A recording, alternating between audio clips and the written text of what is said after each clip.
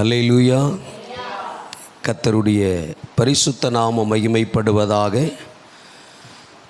ஆண்டவரும் உலக இரட்சகரும் அதிசீக்கிரத்தில் வரப்போகிறவருமாகிய இயேசு கிறிஸ்துவின் தூய புண்ணிய நாமத்தில் 2024 வருடம் முதல் 3 மாதங்களையும் நமக்கு வெற்றி சிறக்க பண்ணி 4வது மாதம் இன்றைக்கு 28ஆம் நாளிலே அவருடைய பாதத்தில் வந்து அவரை துதித்து பாடி ஆராதித்து அவருடைய திருமுகத்தை முகமுகமாய் தரிசித்து அவரோடு கொண்டிருக்கிற அந்த உறவுகளிலே நாம் பலப்படவும் உறவுகளினால் உண்டாகுகிற பலனை நாம் அடையவும் கர்த்தர் நமக்கு உதவி செய்தார். அல்லேலூயா.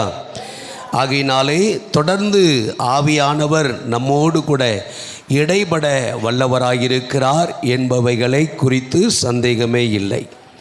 அல்லேலூயா.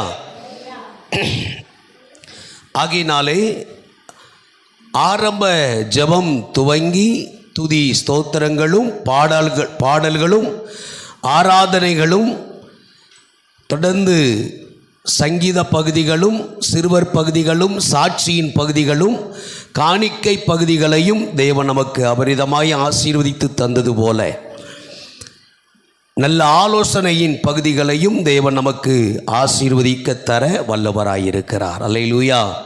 ஆகையினாலே பரிசுத்த வேத புத்தகத்திலே நாம் எடுத்துக்கொள்ளக்கூடிய வேத பகுதி 1056வது பக்கம். 1056வது பகுதியை நாம் எடுத்துக்கொண்டு ஓசியா தீர்க்க தரிசன புஸ்தகம் 11ஆம் அதிகாரம்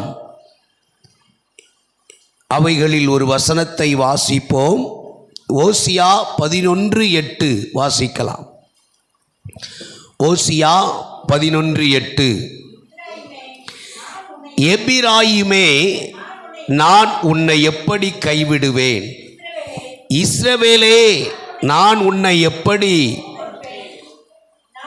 எப்படி ஆத்மாவை நான் போலாக்குவேன்? உன்னை எப்படி செபியோமியைப் போல வைப்பேன்? என் இருதயம் எனக்குள் குழம்புகிறது, என் பரிதாபங்கள் ஏகமாய் பொங்குகிறது. அல்லேலூயா. இங்க சொல்லுகிறாரு, ஆத்மாவை போலாக்குவேன், உன்னை எப்படி செபியோமை போல வைப்பேன், என் இருதயம் எனக்குள் என்ன செய்கிறது? குழம்புகிறது. இங்க கவனிங்களேன், என் இருதயம் எனக்குள் என்ன செய்கிறது? குழம்புகிறது. அப்புறம் சொல்லுகிறாரு, என் பரிதாபங்கள் ஏகமாய் பொங்குகிறது.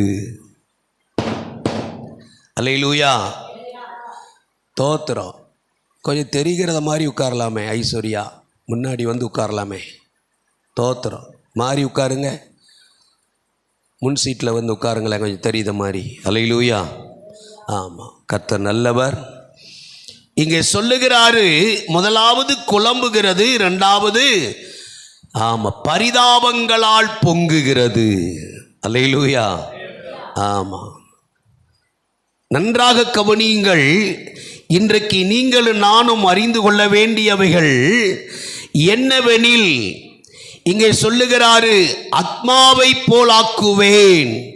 உன்னை சொல்றாரு, உன்னை எப்படி செபிலோமனை போல வைப்பேன், என் இருதயம் எனக்குள் என்ன செய்கிறது? குழம்புகிறது, என் பரிதாபங்கள் ஏகமாய் பொங்கி எழுகிறது.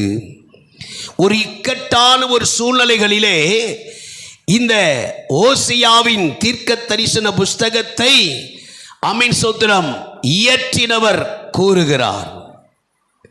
இங்க கவனிங்க. ஆமா, இன்றைக்கு நீங்களும் நானும் நன்றாக அறிந்து கொள்ள வேண்டும். ஒரு கல்வி பாடசாலையிலே மாணவ மாணவியர்கள் நன்றாக கல்வி கற்றுக்கொண்டு பயிற்றுவிக்கப்பட்டு அவ்வப்போது நடைபெறுகிற எக்ஸாமிலும் அப்புறம் ரிவிஷனிலும் அப்புறம் காலாண்டு அரையாண்டு முழு ஆண்டு தேர்வுகளிலும் தேர்ச்சி பெற்ற 100% மதிப்பெண்களை பெற்றுக்கொள்ளக்கூடிய 2 மாணவியர்களுக்கு எப்படி நீங்க தோத்திரம் மார்க்கு போடுவீங்க சொல்லுங்க? எப்படி மார்க்கு போட முடியும்? 2 பிள்ளைகளும் ஃபர்ஸ்ட் ரேங்க் என்ன செய்ய முடியாது, எடுக்க முடியாது. ஒரு நபர் ஃபர்ஸ்ட் ரேங்கு, 2வது செகண்டு, தேர்டு. இங்கே கவனிங்களேன், கவனிக்க விருப்பம் இல்லையா? தோத்திரம். அல்லேலூயா. ஆமாம், கர்த்தருடைய ஆவியானவர் சொல்லுகிறார், 3 பேர் ஃபர்ஸ்ட் செகண்டு தேர்டு இப்படித்தான் மதிப்பெண்களை என்ன செய்ய முடியும்? ஆமாம், ஒரு முக்கியஸ்தர்களாக நியமிக்கப்பட்டிருக்கிற பிரின்சிபல், ஆசிரியர்கள், அப்புறம் வகுப்பாசிரியர்கள் வழியாக கற்பித்து கொடுக்கப்பட்ட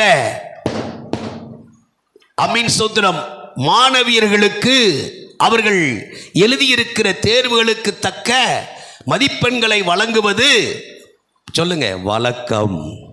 அப்படி இருக்க 2 மாணவர்கள் அல்லது மாணவியர்கள் ஃபர்ஸ்ட் ரேங்கை சோத்திரம் பெற்றிருக்கிறார்கள் என்பது அது நடுவராக இருந்து அவர்களுக்கு தீர்ப்பு வழங்குவது கொஞ்சம் குழப்பமாகத்தான் இருக்கும். புரியுதா புரியலையா? கொஞ்சம் ஆமாம், கொஞ்சம் குழப்பமாகத்தான் இருக்கும். எபிராயிமை குறித்து வேதம் சொல்லுகிறது, எபிராயிம் கடவுளுக்கு ஒரு உகந்தவன், பிரியமானவன். அல்லேலூயா.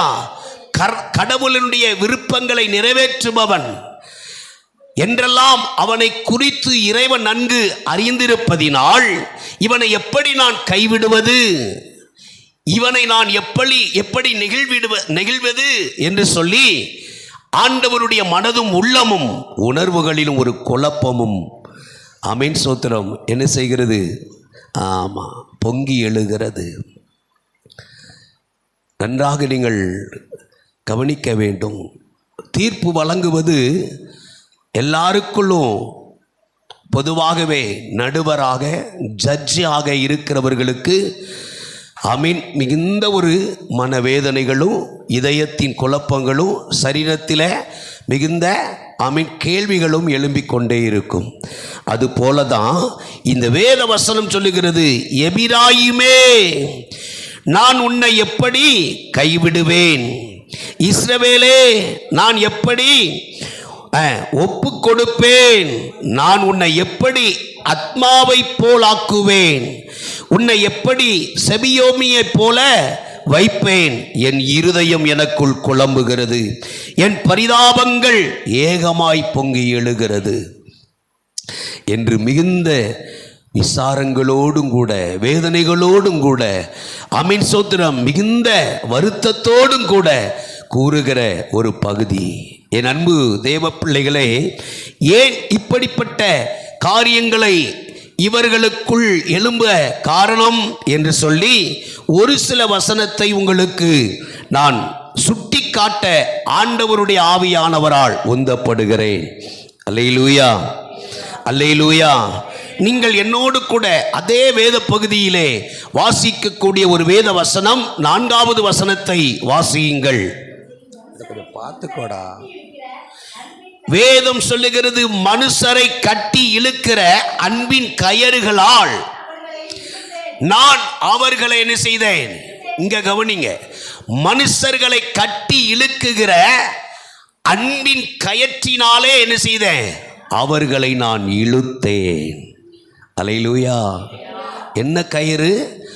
மனுஷரை கட்டி இழுக்குகிற அன்பின் கயிறு. வெறும் கயிறு இல்லை, அன்பின் கயர். அல்லேலூயா, அல்லேலூயா. என்னை இழுத்து கொள்ளும், ஓடி வந்திடுவே, ஆலைக்குள் அழைத்து செல்லும், அன்பில் களி கூறுவேன், அறைக்குள் அழைத்து செல்லும், அன்பில் களி கூறுவேன். உமக்கு ஸ்தோத்திரம், உமக்கு ஸ்தோத்திரம், உயிருள்ள நாளெல்லாம் உமக்கு ஸ்தோத்திரம், உமக்கு ஸ்தோத்திரம், உமக்கு ஸ்தோத்திரம்.